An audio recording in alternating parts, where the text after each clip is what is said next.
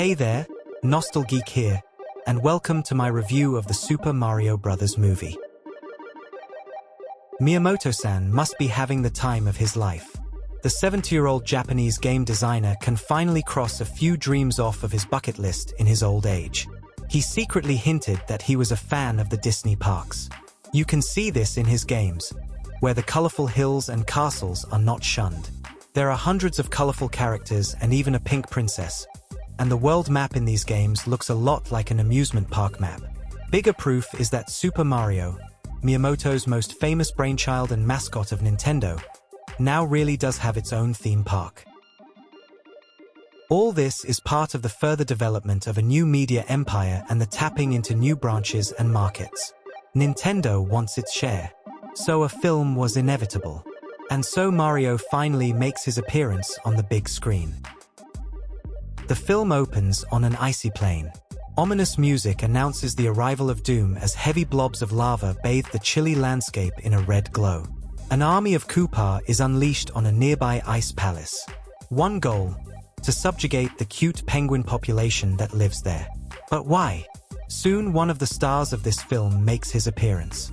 From the gigantic mountain of fire that was ingeniously moved to the ice plain as if it were an airship, Bowser, played by Jack Black, emerges. A targeted attack of his fire breath soon causes the poor penguin population to bite the snow. The real goal becomes visible. A superstar was kept in the palace. You know, the power-up that in the Mario games makes the user invincible for a while. Bowser is visibly delighted with this find. The rest of his plan, and the film, can unfold.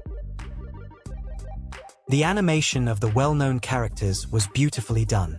All have been completely updated while retaining their original character and charm.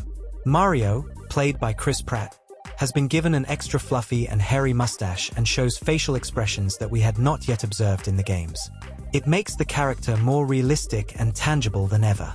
Seeing him move and talk in all his glory feels strange and familiar at the same time. The fact that we get to see more family members of the duo is also a nice surprise. The voice acting that was rather criticized did not bother me for one moment. In my opinion, the actors are very well cast and fit perfectly into their roles with their sound. The fact that Mario and Luigi, played by Charlie Day, don't quite sound like in the games, you know, the over-the-top Italian gibberish, is also cleverly explained and actually comes across as very logical. For the Nintendo enthusiast of the somewhat older age, there are a lot of Easter eggs to be found. Pay attention because they are quite well hidden. One choice of the filmmakers that I highly applaud is the inclusion of the Jungle Kingdom.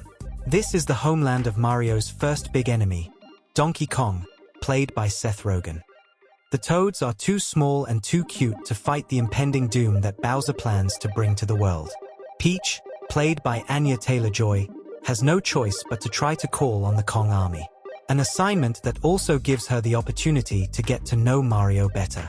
If you are the only human being in a world of mushrooms, the arrival of a mustachioed human from another world is indeed something shocking. The journey from the Mushroom Kingdom to the Kong family is therefore the perfect moment for these two figures to cultivate chemistry and grow closer to each other. Again, you can look forward to figures from the old Kong games, as well as the return of the Love It or Hate It DK rap. Musically, the film also manages to surprise. Every now and then a fat 80s hit can be heard on the montages that the film has to offer. Strange, but very nice.